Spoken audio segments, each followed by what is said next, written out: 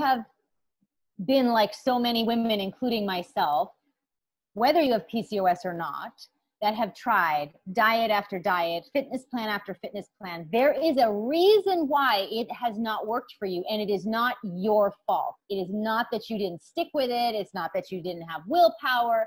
It's that you were using a method that was designed to optimize male physiology, male hormones. And that has nothing to do with your female hormonal makeup. And in fact, makes it work terribly worse and causes all sorts of unwanted side effects, from more disrupted cycles to weight gain. Hey everyone, I hope you enjoyed this episode brought to you by Let's Get Checked. You can save 20% off your purchase by visiting tiyLGC.com/PCOS and using the code PCOS20 at checkout.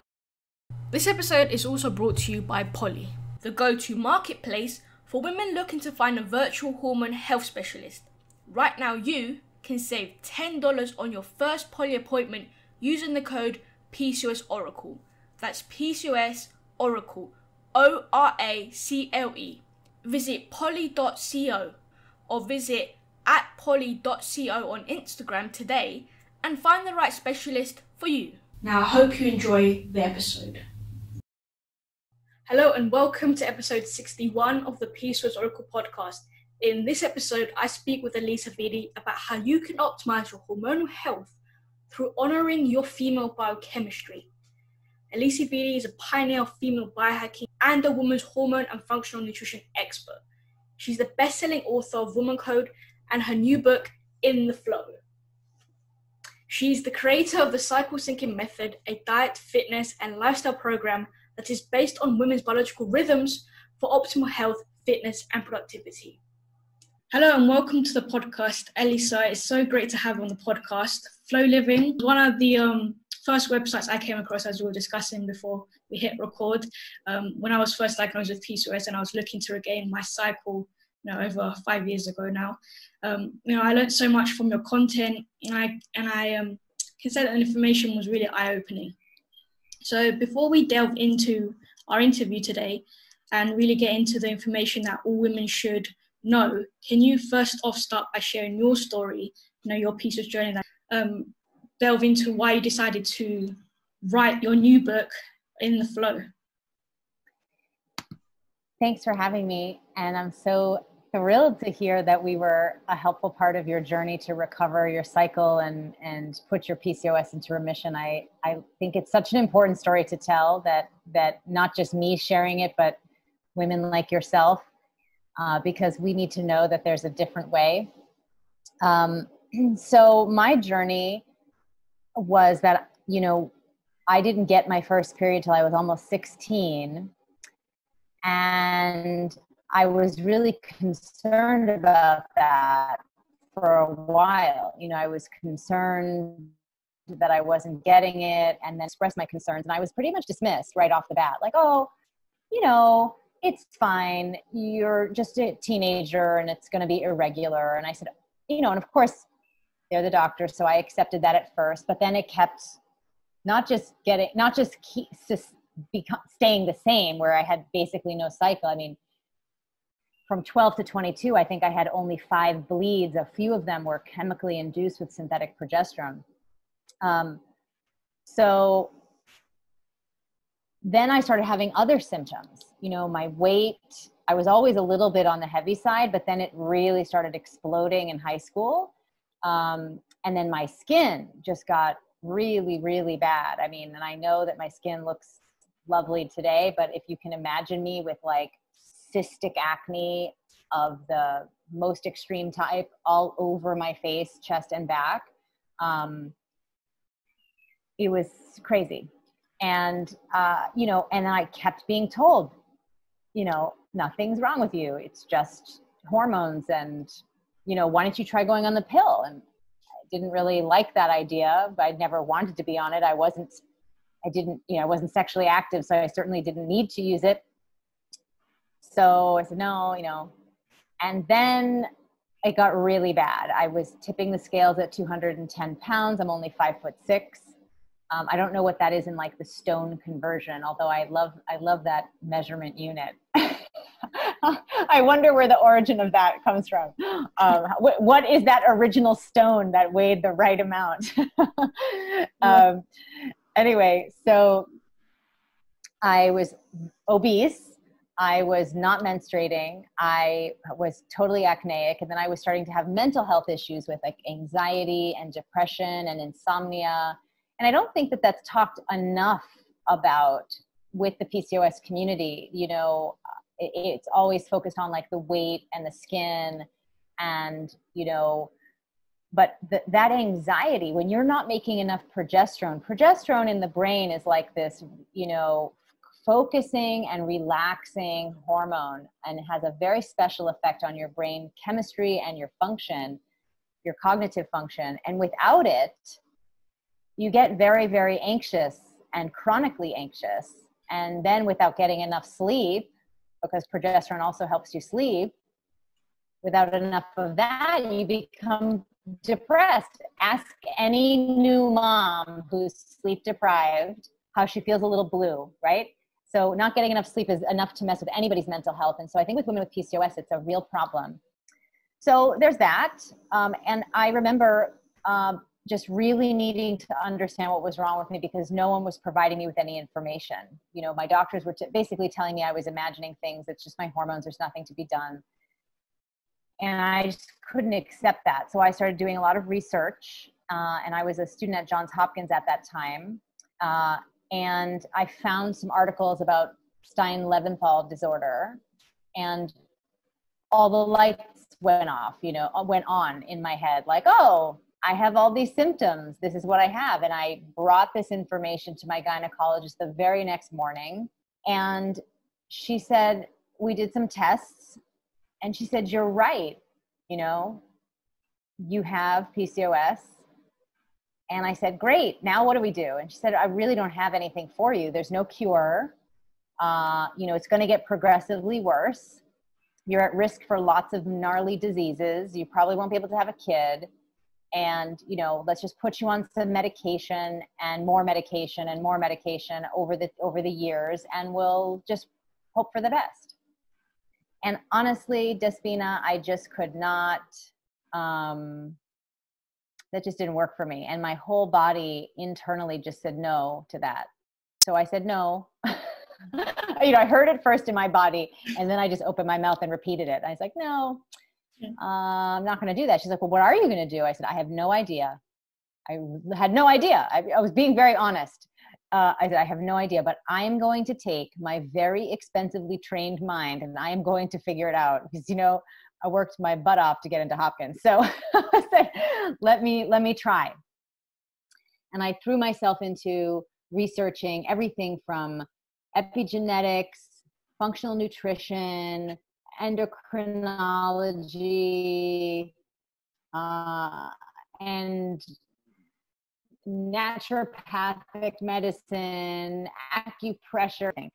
And I finally came to a special recognition around the connection between the effect that diet and lifestyle can have on manipulating the epigenome. And I said, if it's powerful to manipulate essentially the functioning of our genes, what we eat and how we're living, then certainly it can affect and improve glandular performance and organ function. So I said, let me start to work with my endocrine system the way that it would prefer. And this revolutionary method, which is in my first book, Woman Code, and is called the Flo Protocol, is really at the core of what helped bring my endocrine system back into balance, such that it could start making the right amounts of hormones. And, you know, I've been in remission with my PCOS for 20 years.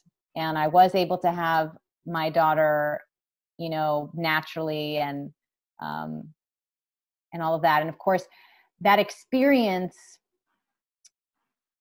the whole experience from the decade essentially of suffering without any answers, the lack of support that I experienced in the conventional medical model, and then my own healing journey, those three things really left me with a sense of an important, I felt like I needed to help other women who were like me. so that nobody else had to have so much time wasted in their life. You know, I can't get those 10 years back. And I sure wish I could have had a much more fun and lighthearted entire teenage experience. My entire teenage experience from 12 to 22 was co-opted by an unnecessary hormonal imbalance that could have been addressed very simply with diet and lifestyle change. Instruct my mom on how to help me as her global platform to help women everywhere get the education and information that they need when they need it, should they need it, if their hormones get out of balance, not just for PCOS, but for anything that's off with your hormones, because hormones are hormones, the endocrine system's the endocrine system. And to get the support that they needed, the programs, the products, the tools, the live one-on-one support. And that's why I built Flo Living. And I'm really proud of the fact that it's a historic business in the sense that for women, there has never been before a global brand that takes care of women. I mean, in every continent. We have women who are our clients from Africa, India, all over Europe, North and South America, the United States. I mean, I'm always delighted and surprised that they find us, because we don't have a big budget for advertising, but I think it's because the word gets around that when something is helping, you know, people share it. And I'm proud of the fact that women feel like there's a place that's like an oasis for them, that they can trust, that they can get some support, get some answers, find a whole bunch of other women who are going through the same thing. And that the brand exists for womankind, I think is really special too. Mm. So I've been doing that, and I've been doing that now for 20 years. And in the past 5 years, you asked me about why I came to write my second book, and that's a really interesting story. The past 5 years, I was noticing a really interesting trend, and I'm sure you saw it too, Despina, on Instagram, right? Like all of these millennials were posting pictures of like their menstrual blood, you know, like, oh, look, I bled through my jeans, or look, here's a picture of my blood-stained bed. And I thought, oh my gosh, this is it. This is our moment. We are totally like these wonderful, brave millennials who really, I think, just they do not tolerate any BS or like subscribe to taboos that are outdated. And certainly menstrual taboos feel really outdated. So I really think the millennial women are extraordinary. And so there's free bleeding on Instagram. And I thought, this is our moment. We're going to change women's history. We're going to change the future, because we're getting rid of this menstrual taboo. And we have the internet, and we have more women everywhere being able to start talking about menstruation. There were articles on wellness outlets like Mind, Body, Green and Well and Good, and even big papers like, you know, magazines, very large papers, the Wall Street Journal, all talking about this menstrual normalization movement. And I got really excited about that, because in my mind, it's a simple equation. Normalizing the conversation, then having increased access to content, right? More content about how to have a healthy period naturally, how to take care of your hormones naturally. I was being interviewed for so many articles about, you know, oh, what should one do? What is it? How do you know you have a hormonal imbalance? All of these wonderful 101 articles are being published at that time. And women from around the world could access the internet and get access to this information, which is historic, right? So I thought, great, now is our time. We can have more healthy women. You know, we can end this plague of unnecessary hormonal suffering. But that wasn't happening. And I said, why? Why is this not happening? Why am I not seeing you know, women, like, where's the news stories about, oh, the infertility rate is going down. Women, there's less PCOS, there's less, why is that not happening? So I started digging into the why. And what I found was astonishing, disturbing, exciting, and led me to write this new book, In the Flo. Do you have a copy of it there? I think I have one somewhere. No, not here, no. Well, I can show you what it looks like quickly. So for anybody who's interested, this is the new book, baby. Yeah. I've literally just been recommending it to everyone. Just like, read this book. Read the book. Well, thank you. I appreciate that. It's, it has a lot, here's what I found. I found that women are being left out of medical, fitness, and nutrition research, which means that anytime you read an article that says, oh, high intensity interval training is the gold standard of, how to get fit, or intermittent fasting is the best way to maintain a healthy weight, or anything, any study, what they're not saying is, oh, and by the way, the study was only conducted on men, and therefore we have no idea how it's going to impact women in their reproductive years, their hormones, their fertility, their sex drive. And I found a tremendous amount of evidence of actually how these things are working against us, which we can go into. But the other thing that I uncovered, because again, I'm trying to answer the question, why are almost 50% of women in the reproductive year sick? That's the statistic, by the way, with hormonal imbalances. Why is that? Why is it half the female population? That's insane. It's massive. It's massive, and what it describes is that there's a fundamental flaw. There's a fundamental flaw that does not have to do with women. It has to do with something else. So the first thing, of course, the first fundamental flaw is that we're being left out of the research, but being told, eat this way, work out this way, and guess what? It's making it worse. Then the second thing is that we have a second biological clock that has not ever been talked about before. And in fact, I'm very proud of the fact that this book, In the Flo, is the first book ever to write about the infradian rhythm. This second biological clock is called the infradian rhythm, INFRADIAN. And in contrast to your circadian rhythm, which revolves around 24 hours, and the circadian rhythm governs many functions of the body, from when your blood pressure is naturally higher versus naturally lower, when your bowel movements are naturally more active versus suppressed, when you're more wakeful, when you're more sleepy, and it goes on and on. Women from puberty to menopause have a second clock that gets activated called the infradian rhythm, biological clock.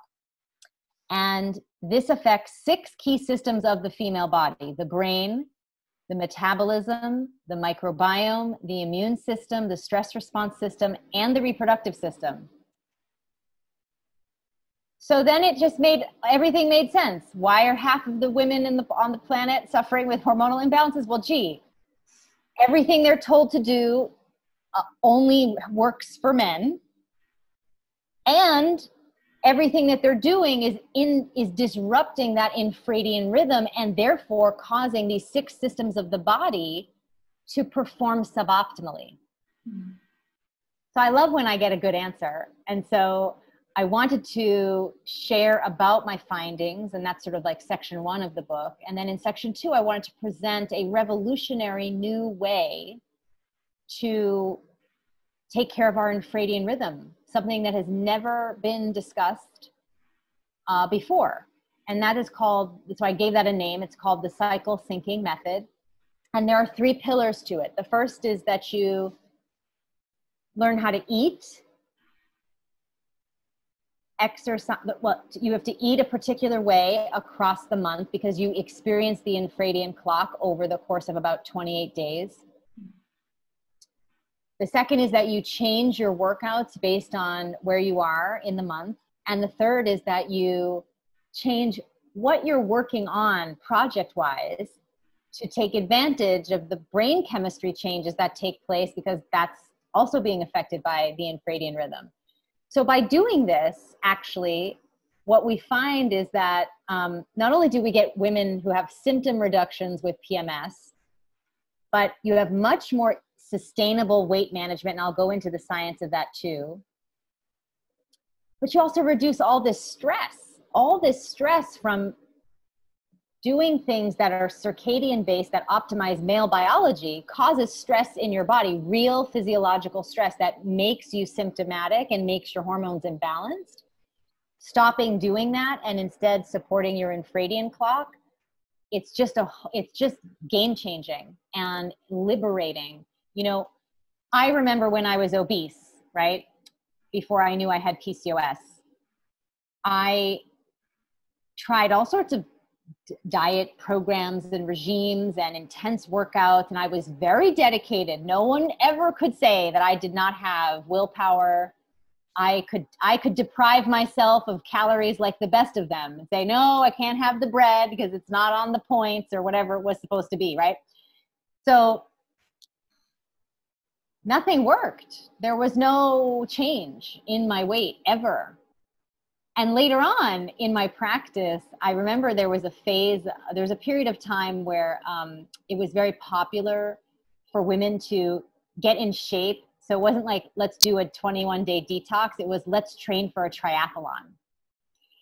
And this was maybe like a decade ago. This was very trendy in the wellness and fitness community. Okay, even if you were not a professional athlete or an amateur pro, you would just like train for a triathlon because it would get you in shape fast, right?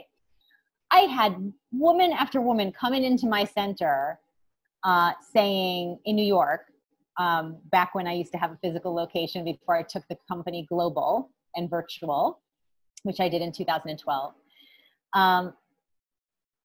They would come in and they would say, I don't understand what happened. I've been running, biking, and swimming 5 miles a day for the past 3 months. I just competed in my meet. I ate what the coach told me to eat, and they put on 20 pounds. And I said, I can tell you why that happened. So I want to just share with you that if you have been like so many women, including myself, whether you have PCOS or not, that have tried diet after diet, fitness plan after fitness plan, there is a reason why it has not worked for you, and it is not your fault. It is not that you didn't stick with it. It's not that you didn't have willpower. It's that you were using a method that was designed to optimize male physiology, male hormones.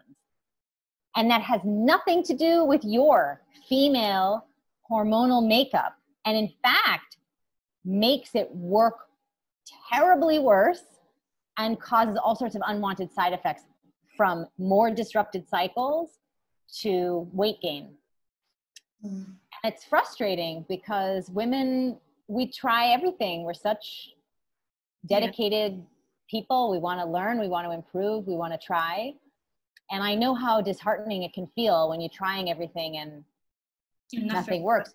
Not to mention how much money and time is wasted. It drives me nuts how much more money women have to spend to get healthy compared to men. Well, of course it makes sense now because men have everything that's optimized and being researched on their biochemistry. Of course, they can try one thing and it will work. And they don't have to spend a lot of money. Women, we have to waste so much money, and it'll never stop being wasted unless we start changing the way we approach our bodies and really taking care of our infradian rhythm. I loved everything you said, and it's just so eye-opening to know that. I feel like, because people have been we know about the circadian rhythm and how I feel like people have tried to work and understand that and try to make their life to, listen to that. But now knowing that, that's not really enough and there's more to it, especially if you're a woman, and to be paying attention to this infradian rhythm it's just like mind-blowing, and just, as you said, like light bulbs is like switching on and just like, oh, okay. Everything makes sense as it should. That's one of the things I found really frustrating about the cultural narrative that, we have around us as women. Oh, women are complicated, or oh, women are mysterious, or oh, women's hormones are blame it on the not hormones. To be trusted. So totally crazy. I mean, when in fact saying you're so hormonal it's like slander, right? It's like you're cutting someone down, like, oh, stop being so hormonal. And we don't say that to men, do we? Mm-hmm. We say it to each other, right? We say it to ourselves, or about ourselves. Sorry, let me apologize for my existence. I'm just being hormonal. I'm just this hormonal woman. You can't depend on me. We have this whole ridiculous conversation in the culture that's like hormones are these terrible things. But children, men, old people, cats, dogs, hormones. So why aren't we saying, oh, that dog is being hormonal? You know, it's terrible. It's this toxic mythology that holds women back from loving themselves and from actually getting the information, the correct scientific information that would allow them to be healthy in the first place. Mm-hmm. We've been really not set up for success between, you know, the myths about our period. Like, you know, here's a myth. Oh, it's going to be painful. You're going to have cramps. That's normal. PMS is normal. Actually, that's complete and utter nonsense. Total biological BS. Mm-hmm. Because if nature designed you to have cramps, you would have more prostaglandins that controlled uterine contraction than you would that control uterine relaxation. And it turns out you have twice as many prostaglandins that control uterine relaxation. So the only reason why you have cramps is because you're eating the wrong fats, and those fats increase the production of the one prostaglandin that controls uterine contraction and suppresses the production of the two prostaglandins that control uterine relaxation. If you change your fats, you get rid of cramps, right? And PMS is the hormonal imbalanced state in which during the luteal phase, you have too much estrogen in relation to the progesterone curve. You're supposed to have more progesterone than estrogen, right? If you have too much estrogen, not enough progesterone, PMS symptoms galore. You can change your food inputs and eliminate PMS. You do not need to have it. So it's exciting to be able to share this with women. And then of course the workout and the food piece is, you know, people have always asked me, how have I maintained a 50-pound weight loss all these years? That's because I work with my biochemistry. And can I explain it? I want to explain it.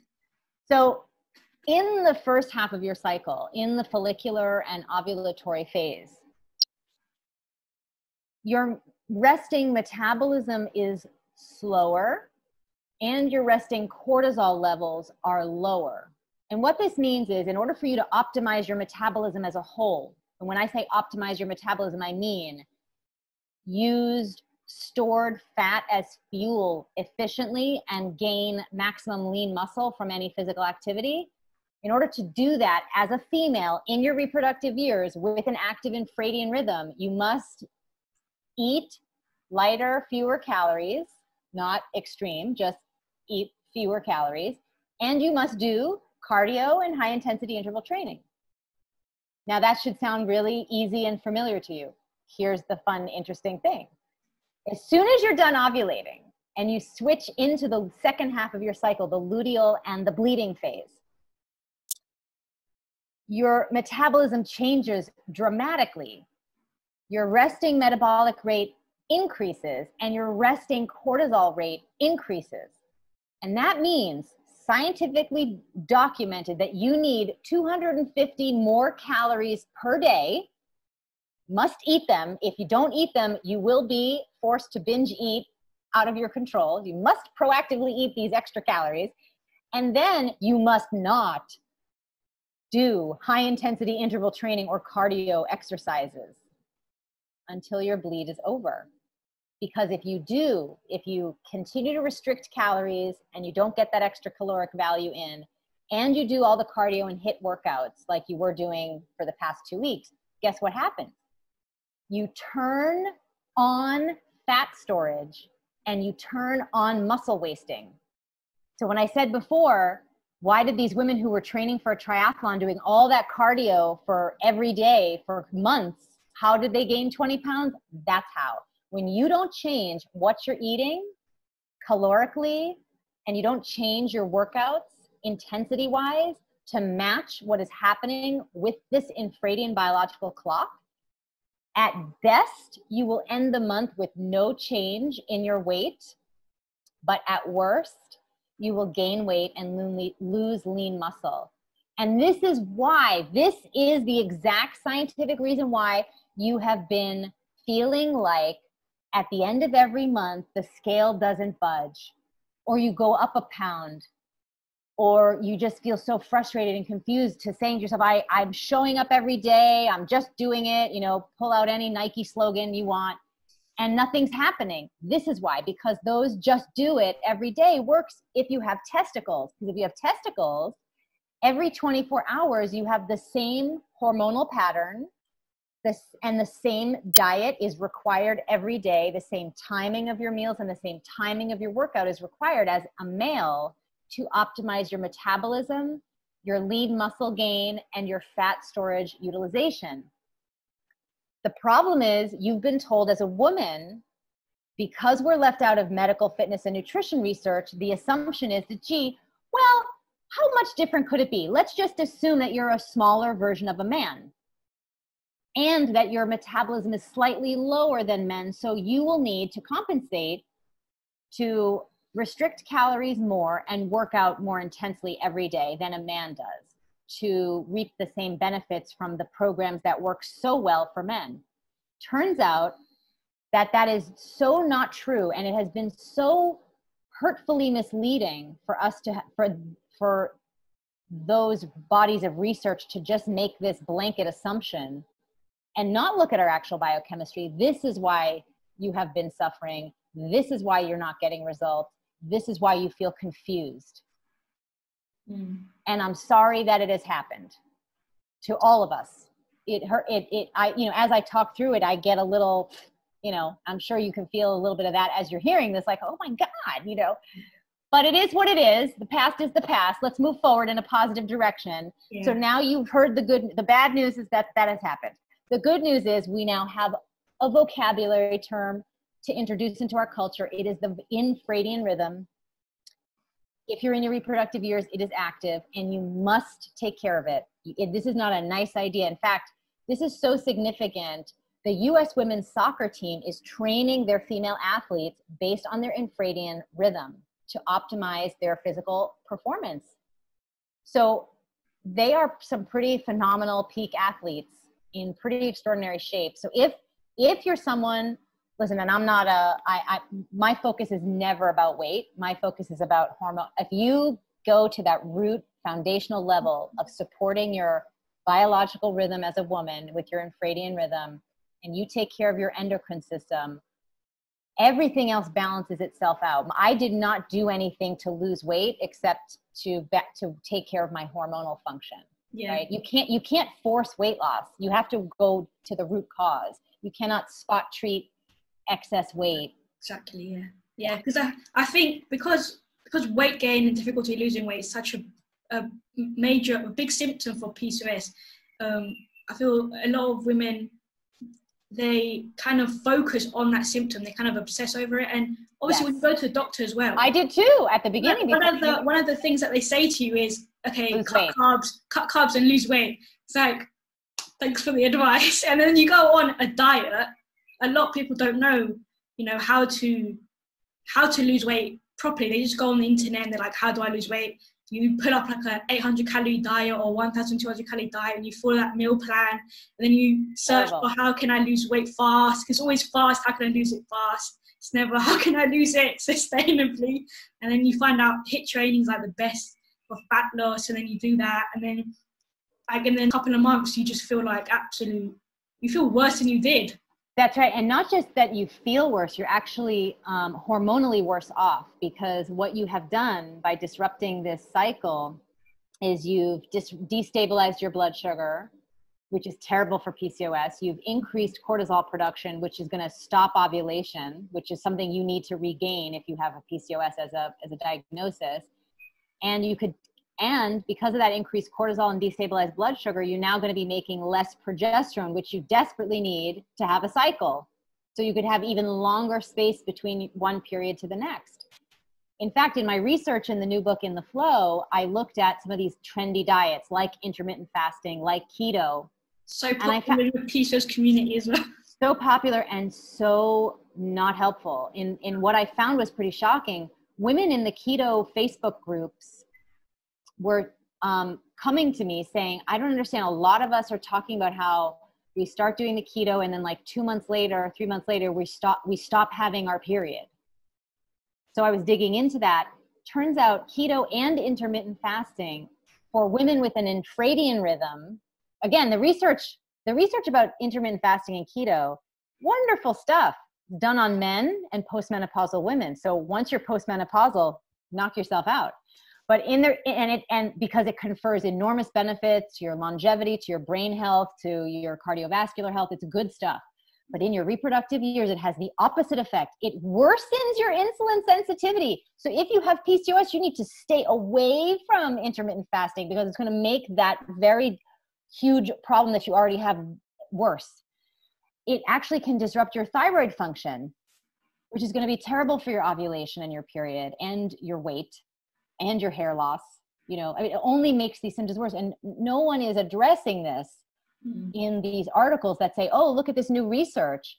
No one is just simply pointing out, it would be such a simple thing to do. Oh, hey, by the way, this is promising research and it was only done on men and maybe postmenopausal women. And for women in their reproductive years, the studies are a little bit dicey and we have some negative results from those studies. You should not use this. But for men, it's great.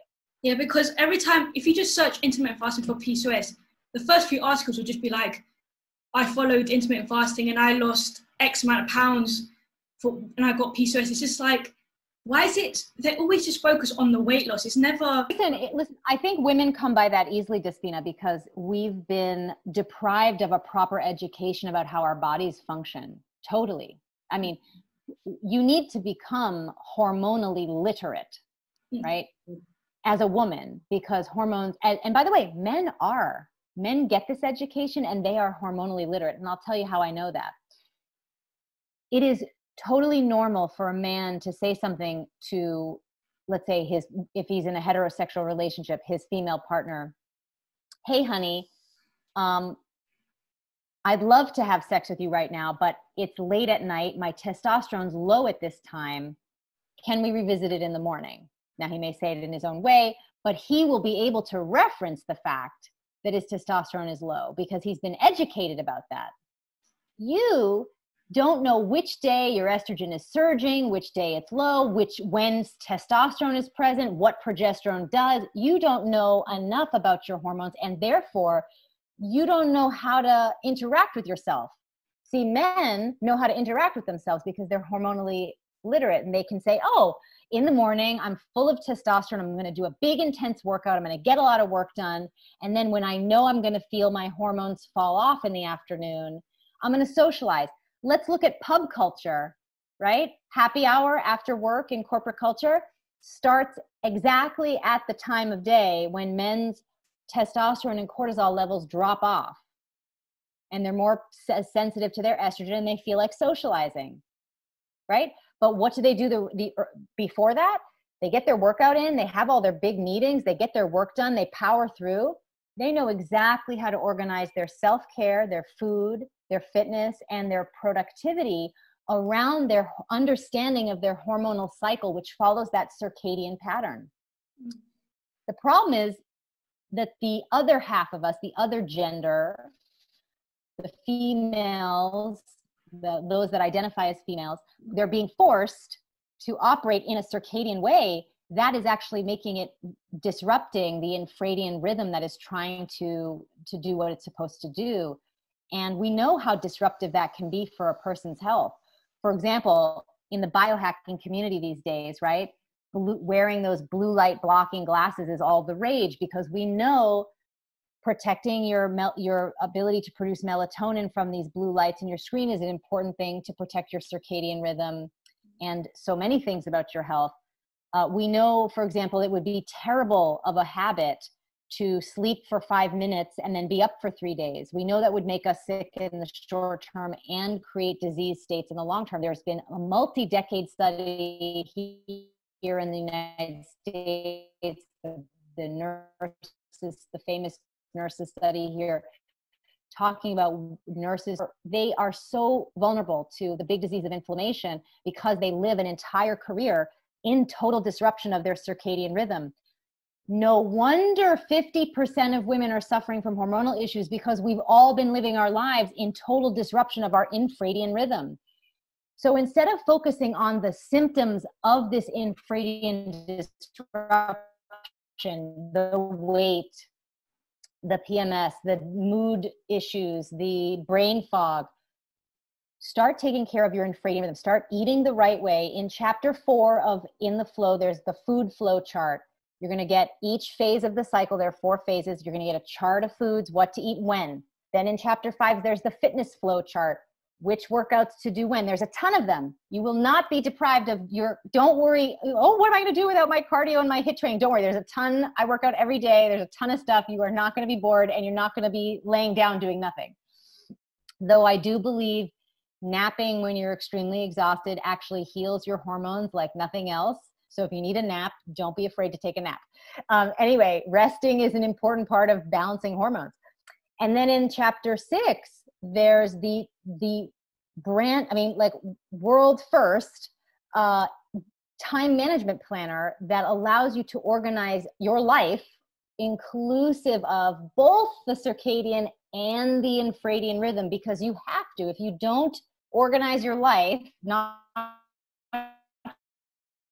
just your food and your fitness, but everything you're working on, the way you're living your life, when you socialize, just like those nurses who got sick from, all these diseases of inflammation from not taking care of their circadian rhythm.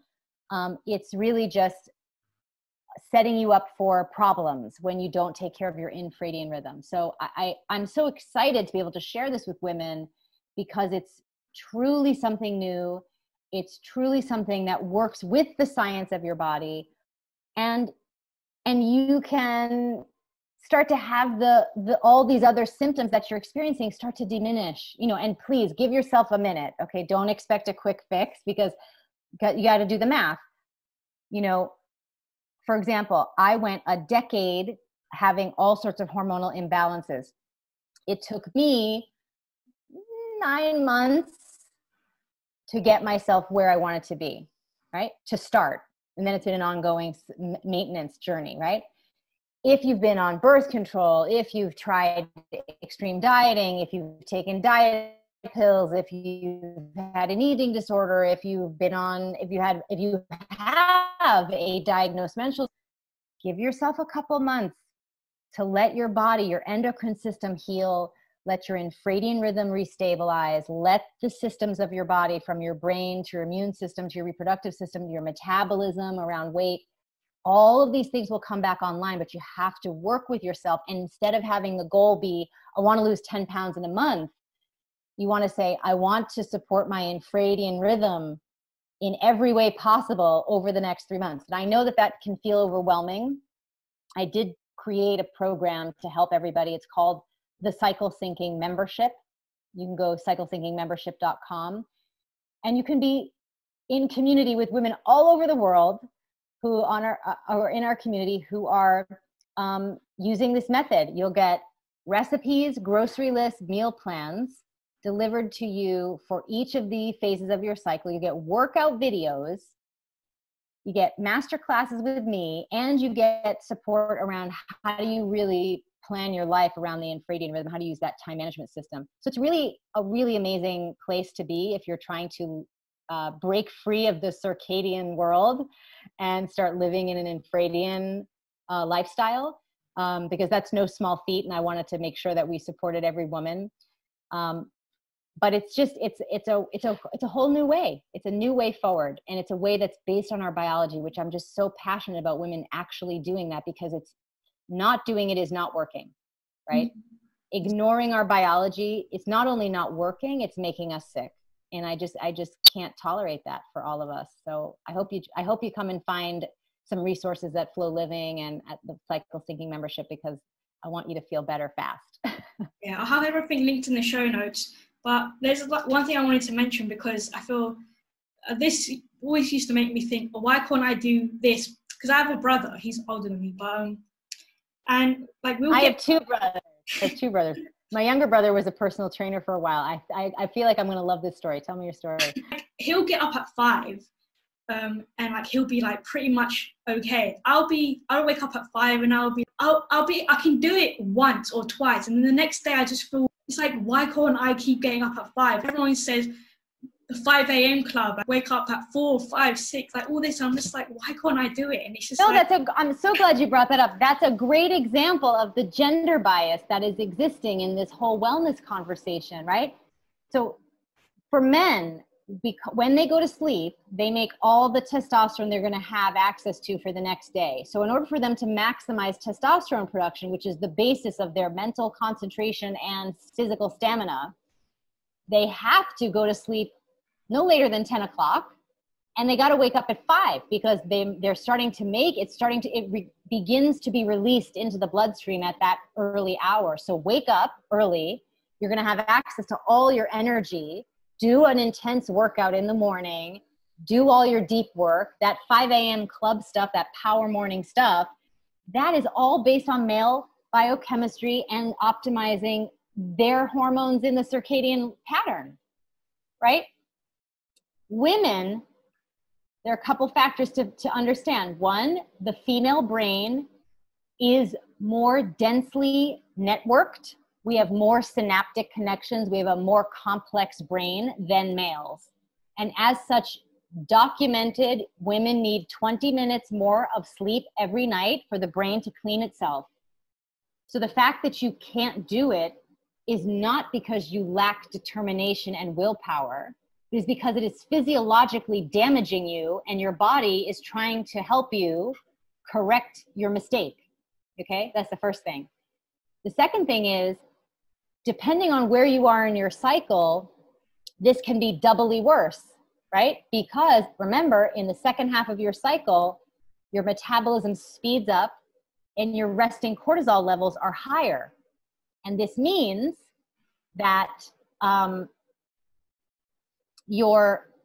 if you don't get enough sleep, you're going to have destabilized blood sugar for the whole day. And you're going to have to produce more cortisol to address this destabilized blood sugar, which is going to raise your anxiety, make you exhausted, make you totally mentally foggy. Yeah.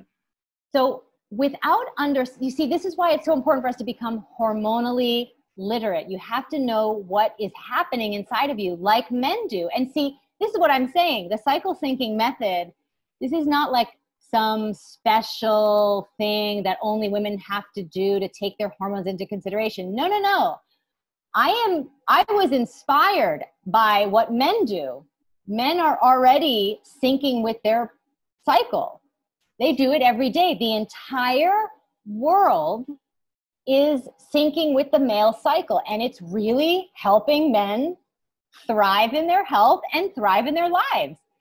It's such a brilliant idea. I think women should do the same thing.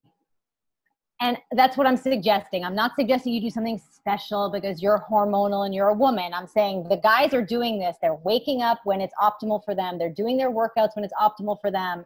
They're working in time zones throughout the day that's optimal for them. They do socializing when it's good for them. They say yes or no to sex because of what's happening with their hormones. Everything they do, they choose what's optimal for their body because they know it's going to get the best result, because they've been taught from a young age that their body is a tool that they can use to master their life. You have not been taught that as a woman. And so you don't know how to use your body as a tool to master your health and your life. And I am here to teach you that.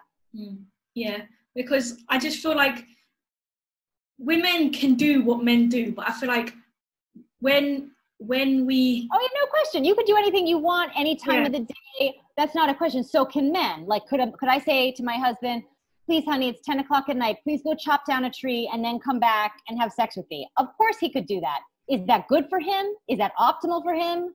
Are we going to have the best sex of our lives that night after he chops down a tree? I don't think so, right? But could he do it? Sure. And can you do whatever you want whenever you want? Of course. Is that optimal? No. And when we know something could be done with the least amount of effort to produce the best possible results, should we not choose that path? Right? Because if you keep choosing the path of least resistance in ways that work for your biology, you create less stress in the body. Less friction means you're going to age better, right? Less stress, less disease. Why wouldn't we make that choice? And it certainly works so well for men. So I don't see why we shouldn't also go with our own flow. And that's why I called the book In the Flo. Yeah, it's so fascinating. And it just sometimes you just think when men always, when you're trying to do, be in line with and listen to your body do what feels right for you, then you've got like men on the other side like, oh, why can't you just like keep up? Like in the workplace as well, it's just like we're not exactly biologically the same. Like we're not the same. We're equal and different. Yeah, exactly. We don't need special treatment. Exactly. What we need is to have our biology be included in the reality. We are being excluded. The corporate culture is circadian based. Can we also please include the infradian, right? So I go into corporate teams all the time. I train men and women and companies how to make their workplaces more inclusive of both the circadian and the infradian rhythm. Because it improves the bottom line for the company. You have healthier, more productive, more creative workforce. That's a triple win, right? So I'm just asking for inclusivity, not special treatment, right? And when we're not being included, we can't do our best, right? I'll share this story from my younger brother, because I mentioned that he spent some time as a personal trainer a long, long time ago. I remember we were working out at the gym together. He's like, come, let's do a workout together, I said, sure. And he's like, okay, let's do, he just started like doing all this like muscle man stuff. And I was like, yeah, okay, I can do some of that, but I don't feel like, I knew where I was in my cycle. So strength training was fine at that phase. But when we got into like lots of reps, fast repetition, I said, we're moving into high intensity. I'm not going to do that. I'll do less reps, slower, hold them longer. He's like, come on, just push yourself. No pain, no gain. The rhetoric. And I said, dude, do we have the same reproductive parts? Last time I checked, you had testicles, I had ovaries. Do you know what I need? He's like, not exactly, actually. I said, so good. So let me teach you, right? So this is why you have to learn what's working in your body, so that when you encounter these moments where it's a big blind spot for everybody, certainly men. And I love men, and they love learning about this for the women that they care about. My brother has 2 daughters, and he's always like, okay, as soon as they hit puberty, you're on.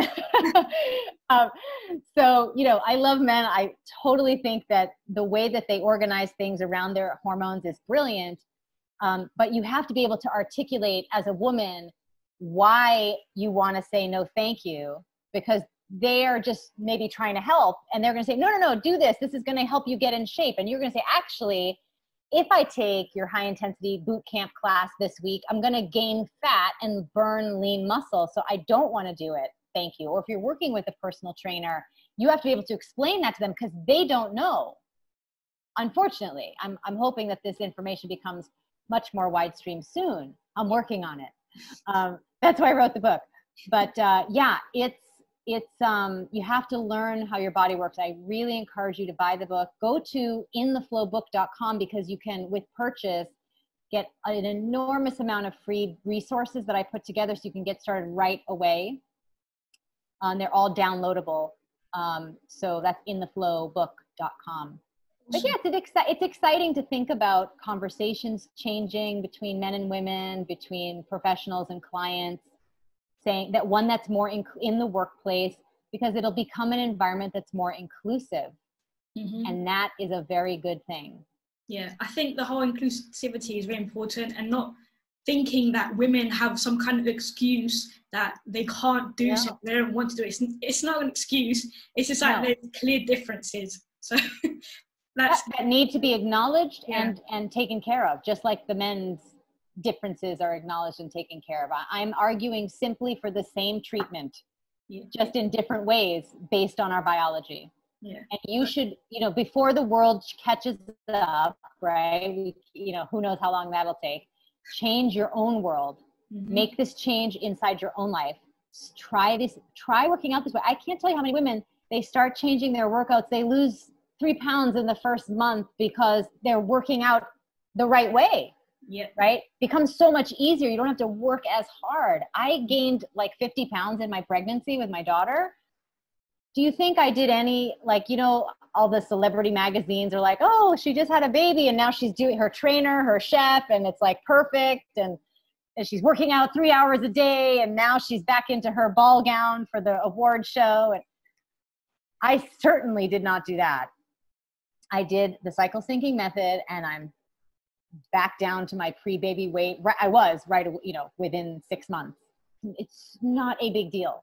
It's so easy everything becomes so easy. The reason why you believe the mythology that female hormones are so complicated is because you're operating as if you have male hormones, and it's confusing. So you're like, yeah, these must be so complicated because I don't understand what's going wrong. It's not that they're complicated. You're just using the wrong ones. Yeah. And it's quite sad how we were never educated on, the menstrual cycle when you're growing up. We're never actually educated on hormones. It's sad that you have to learn it all, in later years, and you're still learning. But yeah, no, it should not be that way. And I hope in the future that, for example, you better believe when my daughter is 9, I'm going to have a conversation with her that sounds something like this, oh, pretty soon this special second biological clock is going to get activated in your body, and it's going to give you access to a tremendous amount of advantages and special gifts.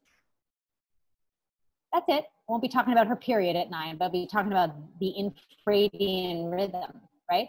And then when she's a little older and I can sit down and map out the hormones on a chart with her, she's going to become hormonally literate probably even before she starts her first bleed, right? So she understands and has reference point. We've got to change that first introduction to what it is like to be in a female body with our young women and our young men, so that again, our culture can become inclusive from the jump, right? From these early years, as opposed to everybody having to waste time and then figuring it out, sometimes never. Yeah, because I just feel like when you're growing up, you're just told, like you said, you're going to get a period, it's going to hurt. You're just going to have to deal with it until you hit menopause, and you don't have to worry about it ever again. And then you have to worry about menopause, and then it's just like hot flashes and all this stuff. Like I said, you're not being set up for yeah, you're not being set up for success. You're not being given correct information, and worse, you're being fed outright lies about how your body works. It's no wonder we're all struggling. Yeah. Awesome. Thank you so much for coming on the podcast. I'm going to have everything you mentioned, the resources, the book, the website linked in the show notes. Is there any other social media platforms you want to share to our listeners? Yeah, there are 2 things. One, if you're ready to start using the cycle syncing method, one of the great tools that I have for you is called the MyFlo Tracker, MyFlo period app. You can get that at myflowtracker.com, and it will tell you all the things we've been talking about for each phase of the cycle. And then you can find me on Instagram at flowliving and at alisa.vitti. Awesome. Thank you so much. I'm going to have everything linked in the show notes. I've literally learned so much, and I'm sure our listeners have, their eyes have opened and light bulbs have been going ding, ding, ding, and everything's just like making sense now. I love it. I love the light bulbs. Thank you so much for having me, for sharing your platform, for being someone who supports women with PCOS, because we need help. So thank you, Despina, for having me on your show. Awesome. Thank you so much.